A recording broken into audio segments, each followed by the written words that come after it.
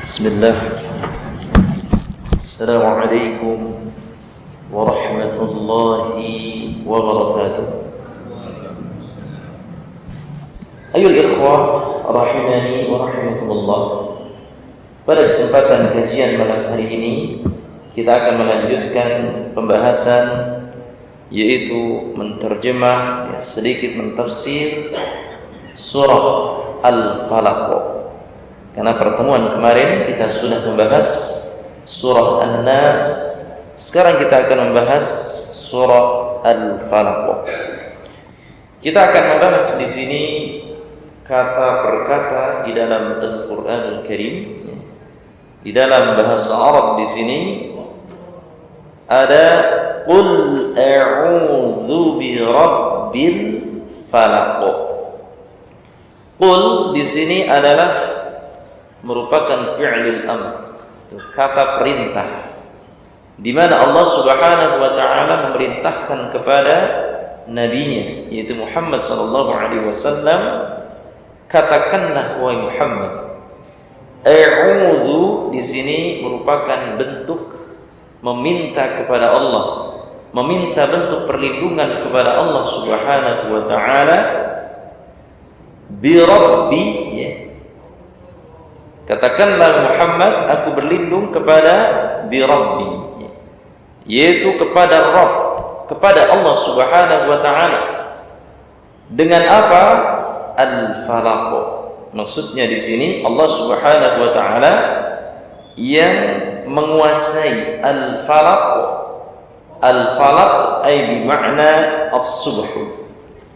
Itu makna Al-Falaq di sini, maknanya adalah waktu subuh, ya. Nah di sini qul a'udzu birabbil falaq, ya. Allah Subhanahu wa taala memerintahkan kepada nabinya Muhammad sallallahu alaihi wasallam untuk berlindung kepada Rabb, berlindung kepada Allah Subhanahu wa taala yang menguasai waktu subuh. Jadi al-falaq di sini sebagaimana dikatakan oleh Al-Hafidz Ibnu Katsir di dalam tafsirnya, bahwasanya Allah Subhanahu wa taala berfirman fariqul isbah, yaitu Allah Subhanahu wa taala membuka subuh. Kemudian makna ayat di sini menjadi katakanlah aku berlindung kepada Tuhan yang menguasai waktu subuh.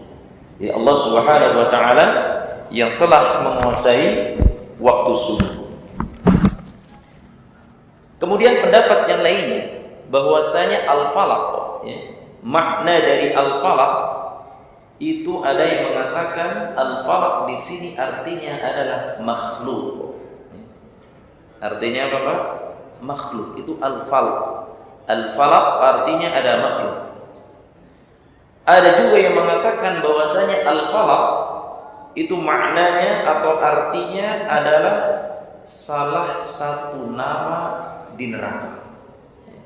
Jadi salah satu nama di neraka itu nanti nama adanya al-falaq. Ada juga yang mengatakan al-falaq di sini adalah nama suatu penjara di neraka. Jadi ada yang mengatakan al-falaq di sini adalah nama neraka. Ada yang mengatakan bahwasanya al-falaq di sini adalah nama penjara di neraka Jahannam. Bahkan al-falaq di sini juga berarti apa? Yaitu suatu lembah yang ada di neraka Jahannam. Jadi suatu lembah yang berada di neraka Jahannam. Dan juga ada yang mengatakan al-falaq artinya adalah sumur yang berada di neraka Jahannam. Dan al-falaq juga ada yang mengatakan bahwasanya arti dari al-falaq artinya apa? Rumah yang berada di neraka Jahannam. Jadi al-falaq di sini artinya itu lebih secara fokus atau lebih secara umumnya itu ke dalam masalah neraka, ya, terutama neraka Jahannam. Maka di sini, ya, meskipun, ya, al-falaq di sini maknanya adalah berbeda-beda, ya. Namun pendapat yang rajih, ya, pendapat yang terkuat di sini makna al-falaq adalah maknanya yaitu waktu subuh.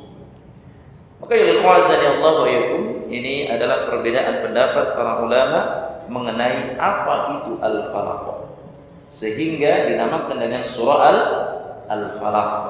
Al-falaq di sini diartikan aku berlindung kepada Rabb yang menguasai waktu subuh. Ya. Baik. Ayo ikhwazani Allah wa yakum, ini qul, ya, katakanlah. Jadi Allah Subhanahu wa taala menyuruh kepada Nabi Muhammad sallallahu alaihi wasallam untuk berlindung dari, ya, untuk berlindung kepada Allah yang menguasai waktu subuh. Maka surah ini adalah merupakan surah di mana kita diperintahkan untuk membaca setiap harinya di waktu pagi dan petang sebelum tidur, kita membaca surah Al-Falaq, ya. Kemudian al-khazani Allah wa yakum, di ayat yang kedua surah Al-Falaq, ya, ini adalah merupakan surah, ya, yang satu asbabun nuzul, ya, sebab turunnya ayat ini adalah satu dengan surah An-Nas. Di dalam ayat yang kedua Allah Subhanahu wa taala berfirman min syarri ma khalaq. Itu min termasuk adalah harfu jar, yaitu dibaca kasrah setelah huruf min. Maka min syarri. Min adalah dari syarr. Di sini syarrun artinya kejelekan, atau syarrun di sini artinya apa? Keburukan, kejelekan, kejahatan. Min syarri ma khalaq. Ma khalaq, ya. Maka kata-kata ma pada ayat ini adalah mal-mausulah. Apa itu mal-mausulah? Yang maknanya adalah berlindung dari keburukan segala sesuatu. Ya, kalau dalam arti bahasa Arab di sini ma artinya apa-apa, gitu ya. Jadi min syarri ma khalaq, dari keburukan atau dari kejahatan, ma khalaqa apa-apa, segala sesuatu, khalaqa artinya adalah aujada. Apa itu aujada?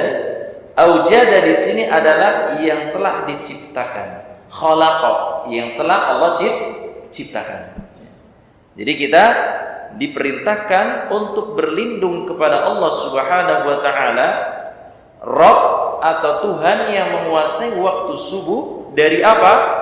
Dari kejahatan atau keburukan makhluk ciptaan Allah Subhanahu wa taala.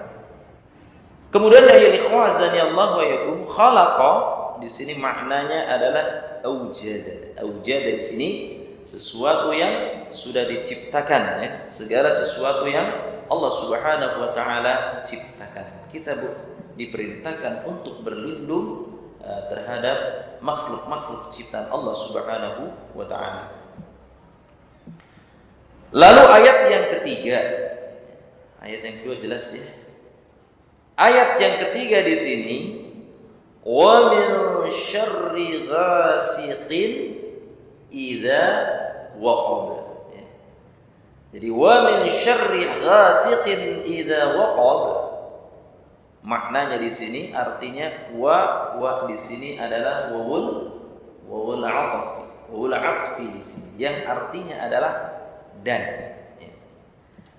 Di samping kita diperintahkan untuk berlindung kepada Allah dari makhluk ciptaan Allah Subhanahu wa taala.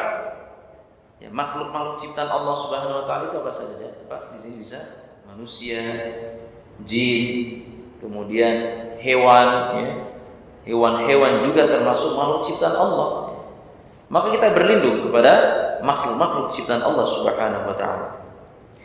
Wa min syarri ghasiqin idza waqab, dan dari syarr, kejahatan atau keburukan di sini ghasiqin ay bimakna lailin. Jadi ghasiqin maknanya adalah malam. Jadi kita diperintahkan untuk berlindung kepada Allah Subhanahu wa taala dari kejahatan malam. Syarri ghasiqin ay bimakna syarrin lailin. Kita diperintahkan untuk berlindung kepada Allah pada waktu malam. Pada waktu malam apa? Idza waqaba. Apa itu idza waqab? Idza waqab maknanya adalah waqabal lail. Adlamal lailu, yang artinya apabila malam sudah mulai gelap. Kalau malam sudah mulai gelap di sini, maka kita diperintahkan untuk berlindung kepada Allah Subhanahu wa taala. Kenapa ikhwan azani Allah wa yakum?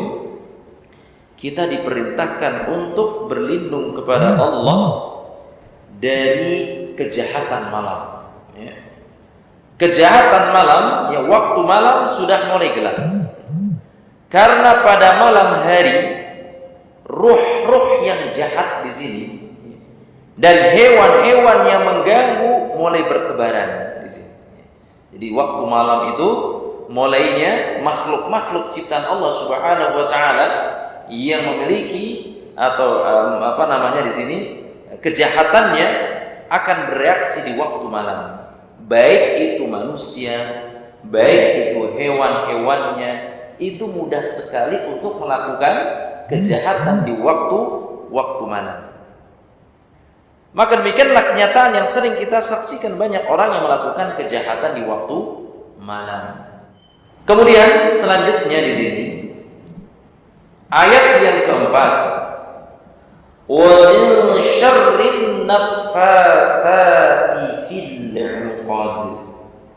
Maka di sini dan awal atfi, ya maknanya adalah dan kita diperintahkan oleh Allah Subhanahu wa taala wa min syarrin naffatsat, yaitu an-naffatsat min tadi harfu jar, syarrun itu keburukan, kejahatan.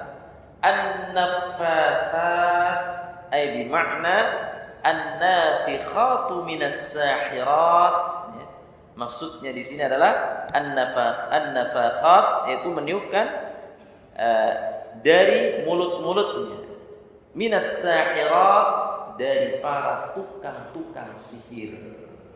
Jadi tukang-tukang sihir di sini apa? Meniupkan dengan mulut-mulutnya. Ini adalah kejahatan. Maka kita diperintahkan oleh Allah untuk berlindung dari para tukang-tukang sihir di sini. Jadi wa min syarri an-naffatsati, dari kejahatan tukang-tukang sihir, atau perempuan-perempuan, wanita-wanita tukang sihir, an-naffatsati fil 'uqad, yang meniup pada buhul-buhul atau tali-tali di sini. An-naffatsu ay bimana an-nafakha, al-uqad maknanya adalah min aqdal habl, sesuatu yang mengikat, yaitu mengikat dengan tali. Maka ini adalah para penyihir-penyihir. Maka kita diperintahkan untuk apa? Berlindung kepada Allah Subhanahu wa taala dari para penyihir-penyihir, atau dalam bahasa kita itu apa? Para dukun santet di sini. Maka santet di sini adalah ada. Maka hati-hati terhadap orang-orang yang suka mainnya dengan dukun, mainnya dengan tukang santet, karena di sini adalah para penyihir di sini. Maka di dalam ayat ini, wa min syarrin naffatsati fil 'uqad, ayat ini Allah Subhanahu wa taala menjelaskan cara wanita-wanita penyihir, karena wanita-wanita penyihir di dalam melakukan sihirnya, mereka membuat buhul-buhul atau tali-tali di sini. Sebagaimana Rasulullah SAW, beliau disihir oleh siapa?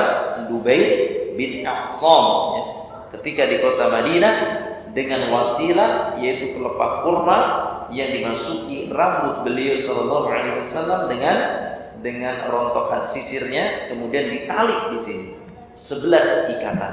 Ya. Maka ya ikhwazani Allah wa yakum, ini adalah buhul. Setelah itu apa? Para tukang-tukang sihir di sini adalah meniupkan mantra-mantra mereka. Jadi ketika sudah ada media, kemudian apa? Ditiuplah, dibacakan mantra-mantra di sini. Ya. Tentunya mantra-mantra di sini adalah mantra-mantra yang apa? Yang menyesatkan, yang berhubungan dengan jin, berhubungan dengan syaitan. Oleh sebab itulah sebagian ulama di sini ada yang melarang meruqyah dengan cara meniup.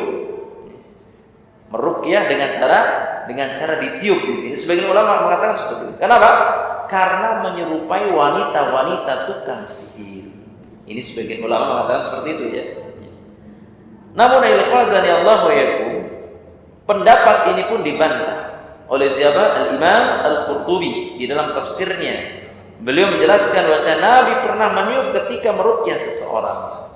Nabi SAW pernah meruqyah seseorang kemudian ditiupkan. Oleh karena itu ketika seorang meruqyah dengan membaca Al-Quran, ia diperbolehkan untuk meniup. Ini perbedaan pendapat. Ya. Ada yang tidak boleh meniup tatkala diruqyah, ya, ketika ada orang kesurupan, ya, atau kemasukan jin, ya, kemudian dia nggak sadar, akhirnya melakukan perbuatan-perbuatan yang aneh. Maka kita bacakan ayat-ayat Al-Quran, kemudian kita tiupkan di sini, ditiupkan kepada orang tersebut. Maka ini pernah dilakukan oleh Rasulullah SAW. Ikhwazani Allah wa yakum. Kemudian Allah Subhanahu wa taala di sini mengkhususkan, menyebutkan wanita-wanita tukang sihir. Pada zaman itu wanita paling sering melakukan sihir di kalangan bangsa Arab di sini. Hal ini disebabkan para wanita yang selalu melakukan rutinitas seperti menyiapkan makanan atau membersihkan rumah, merasa kurang pekerjaan setelah melakukan rutinitas tersebut, ya. Akibatnya mereka bermain-main dengan sihir. Ada juga yang mengatakan bahwasanya wanita di sini lebih hebat daripada laki-laki ketika menyihir, Pak. Kenapa? Seseorang ketika laki-laki di sini bisa juga disihir seorang wanita, sehingga tatkala mungkin seorang laki-lakinya itu hartanya banyak, kemudian disihir seorang wanita sehingga dia akan terlena dengan wanita tersebut, maka disihir dia. Maka para tukang sihir di sini tulang yang lebih kuat adalah para wanita di sini. Maka lafazan ya Allah wa yakum, ya, ini ya, kita diperintahkan oleh Allah Subhanahu wa taala untuk berlindung dari para tukang sihir. Atau para di sini siapa?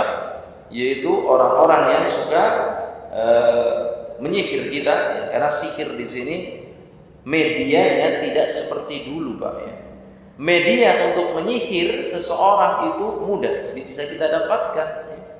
Baik di medsos, media sosial, WhatsApp, gambar-gambar dan sebagainya. Nah, itu bisa digunakan sebagai wasilah untuk menyihir seseorang. Ini adalah kita diperintahkan untuk berlindung kepada Allah dari para wanita tukang sihir yang meniupkan, yaitu bukul-bukulnya di sini. Kemudian ya ikhwazani Allah wa yakum, di sini ayat yang kelima, wa min syarri hasidin idza hasad. Maka hasad, wa min syarri, dan kita diperintahkan untuk berlindung kepada Allah, Rabb semesta alam ini, dari keburukan orang-orang yang hasad. Hasidin, orang-orang yang dengki, idza hasada, apabila dia telah dengki. Maka makna dari hasad adalah ahabba dhahaban ni'mati 'anil nas. Hasad di sini apa? Yaitu mengharapkan, enggak suka kenikmatan tersebut terhadap orang yang kita hasad. Maksudnya di sini enggak suka terhadap nikmat yang diberikan oleh Allah Subhanahu wa taala kepada orang tersebut. Pokoknya enggak suka, enggak senang. Itu hasad, ya. Seperti halnya ketika ada seseorang memiliki harta yang banyak, enggak suka terhadap orang tersebut, ya. Maka makna hasad di sini ada dua. Bisa jadi hasad di sini ketika seseorang mendapatkan nikmat dari Allah, kemudian dia sebatas gak suka terhadap orang tersebut, gak suka kalau dia mendapatkan nikmat. Ini hasad, hati-hati ya, sifat hasad. Kemudian yang kedua apa? Di samping dia tidak menyukai nikmat yang Allah Subhanahu wa taala berikan kepadanya, akhirnya apa? Dia pun melakukan kejahatan, tindakan kejahatan untuk melukai orang yang dihasati tersebut. Ya, tidak hanya sebatas gak suka. Ketika gak suka, dia bagaimana caranya supaya nikmat-nikmat tersebut hilang darinya. Maka dia melakukan apa-apa? Kejahatan-kejahatan. Maka ini bahaya ya. Jadi hasad di sini ya, adalah di sini membenci dan tidak suka terhadap kebaikan yang ada pada orang yang dilihatnya. Itu sudah termasuk hasad di sini. Assalamualaikum warahmatullahi wabarakatuh. Waalaikumsalam. Udah masuk.